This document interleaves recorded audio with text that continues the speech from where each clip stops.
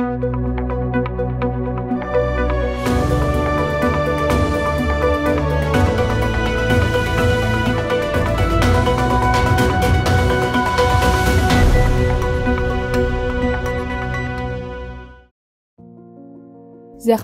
psixikasi. Zahmetkarlık psixikasi deganimiz har qancha dalil isbotlari yetarlik tursa-mu, yana doim boshqalar o'zini yeklayotgandek, o'zini chetga qo'yayotgandek va yoki o'zini bo'zaq qilayotgandek his qilgan ruhiy holat bo'lib, bu zahmetkarlık ruhiy holati yoki zahmetkarlık mentaliteti deb ataladi. Hammamiz ba'zi vaqtlarda dunyo bizga adolatsizlik qilayotgandek his qilishimiz mumkin. Ammo zahmetkarlık psixikasidagi insonlar doim hayot o'ziga adolatsizlik qilayotgandek his qildi. Ular o'zi duch kelayotgan o'ng'ishsizlik, peshkanlik, mag'lubiyat, haqsizlik, adolatsizlik yoki fojialarning sababini har zamon boshqalardan izlaydi. Hatto hayotidagi u kelishmasliklar peshonasiga puturgandek, ularning o'zi bilan hech qanday sabab natijalik munosabati yo'qdek, ularning hammasini butunlay tashqi omil keltirib chiqargandek, ularni o'zgartirish uchun qila oladigan hech bir ish yo'qdek his qilish mumkin. Zahmetkarlık psixikasidagi kishilarda bo'lgan alomatlar.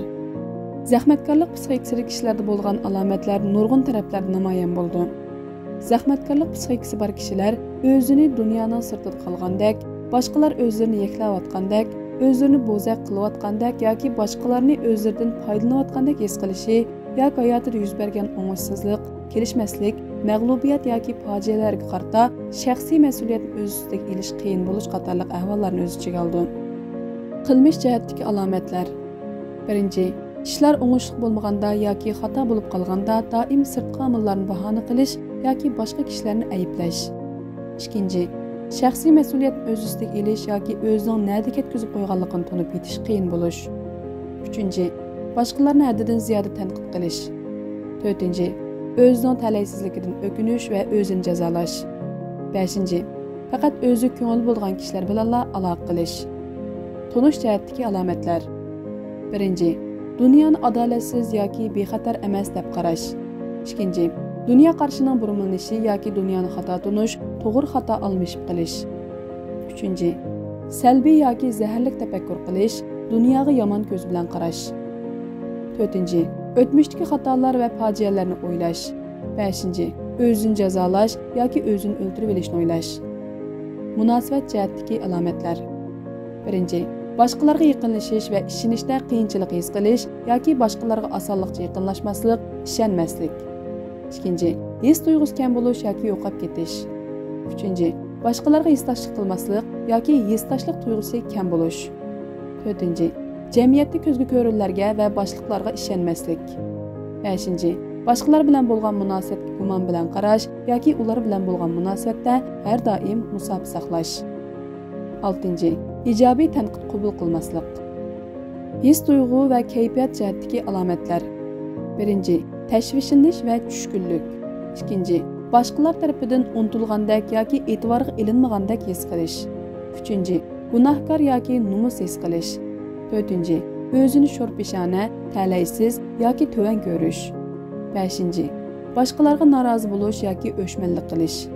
Oltinchi, ijtimoiy munosabatdan o'zini tortish, yolg'iz yashash. Zahmetkarlık psixikasining sababi, ya'ni ba'zi kishilarda nima uchun bu xil psixika paydo bo'ladi? İnsanlarning o'zini qo'g'dash yoki ziyon zahmatga taqobil turish mexanizmi bor bo'lib, insonlar har xil o'ng'ishsizlik, kelishmaslik, mag'lubiyat yoki fojialarga duch kelganda, bu mexanizm orqali u o'ng'ishsizlik, kelishmaslik, mag'lubiyat yoki fojialar ustidan g'olib kelishga yoki ularga taqobil turishga tirishadi. Zahmetkarlık psixikasidagi insonlarning bu xil o'zini qo'g'dash yoki ziyon zahmatga taqobil turish mexanizmi sog'lom yetishmagan bo'lg'achqa, ular har xil o'ng'ishsizlik, kelishmaslik, mag'lubiyat yoki fojialarga duch kelganda ularni to'g'ri bir taraf qila olmaydi. Ularning ustidan g'olib kelishga qiynaldi. Savallikni boshqalardan va tashqi omillardan izlaydi.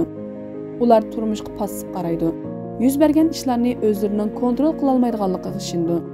Ular hech nimani o'zining savalligi yoki xatoligi deb qarmag'achqa, ularning hayotida mas'uliyat tuyg'usi tuvan yoki kam bo'ldi. Kishilar nemish undaq bo'ldi? Kishilar o'zlarini zahmatkor ko'rsatish orqali boshqalarning hissdoshligini qo'zg'ashi, shu orqali boshqalarning ba'zi moddiy va ma'naviy yordamlarga erishishi mumkin. Birinchi, Kishilar u orqali javobgarlik va mas'uliyatdan o'zini qochira oladi yoki mas'uliyat va javobgarlikni ustiga olmaydi.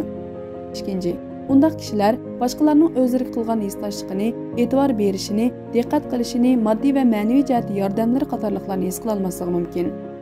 Uchinchi, zahmatkorlik psixikasi bor kishilar, bo'lib o'tmishda zaxmiga uchraganlar, bechora qiyofatga kirib olib, boshqalarning hissdoshligi va yordamiga erishishni umid qilishi mumkin. To'rtinchi, xatardan o'zini qochirish urinish, boshqalarni ayblash zahmatkorlik psixikasidagilarning muhim bir aloyidligi bo'lib, bu ularning o'zini xatardan saqlashning bir xil usuli. Zahmatkorlik psixikasidan qanday qutulish mumkin? İnsanlarning zahmatkorlik psixikasi odatlangan odat bo'lib, uni o'zgartirish mumkin. Texim aniq qilib aytganda, insonlarning zahmatkorlik psixikasi tug'ma odat emas. U ijtimoiy muhitda o'rgangan yoki ko'ngan odatdir. Bu odat kishilarning oila muhitidan, ya'ni ota-ona tarbiyasi va ota-ona o'rnikidan yoki zaxmlanish natijasida paydo bo'lgan. Qandaqla bo'lmasin, uni o'zgartgil bo'ldi. Birinchi, mas'uliyatni ustingizga iling. Har bir insonning harakatini kontrol qila oladigan birdan-bir odam u insonning o'zi. Hech birimiz boshqalarni kontrol qila olmasligimiz mumkin. Ammo biz o'zimizning ularga qanday qaraydiganligimizni kontrol qila olamiz. Vaqtimizni kim bilan, qayerda o'tkazadiganligimizni kontrol qila olamiz. Biz yoshirin kuchimizni his qilish va hayotimizning shofir bo'lish orqali uning ustidan g'olib kela olamiz. Ikkinchi, o'zlik ko'ngil bo'lish va ko'yinish. Zahmatkorlarning ruhiy holati ilgirki jarohatlardan ongsiz holda paydo bo'lgan benormal o'zini qo'g'dash yoki ziyon zahmatga taqobil turish usuli bo'lib, o'zlik ko'ngil bo'lish, o'zini suyish va o'zlik ko'yinish orqali uning ustidan g'olib kelish mumkin. Uchinchi, farqli tafakkur qilishni va yo'q deyishni o'rganish. Qilishni xohlamaydigan ishga yo'q deyish, o'ziga ishonish, tirishchanlik ko'rsatsa, duch kelgan qiyinchilikdan g'olib kelgil bo'lganligiga ishonish. To'rtinchi, o'zini tarbiyalash. Zahmatkorlik psixikasining hayotga qanday salbiy ta'sir ko'rsatadiganligini tunib yetish va uning ustidan g'olib kelishni o'rganish. Bu jihatda qancha ko'p izlanish ilib borsa, burunqi tafakkur qilish usulini o'zgartirib, bu xil ruhiy holatdan shuncha tez asliga kelish mumkin.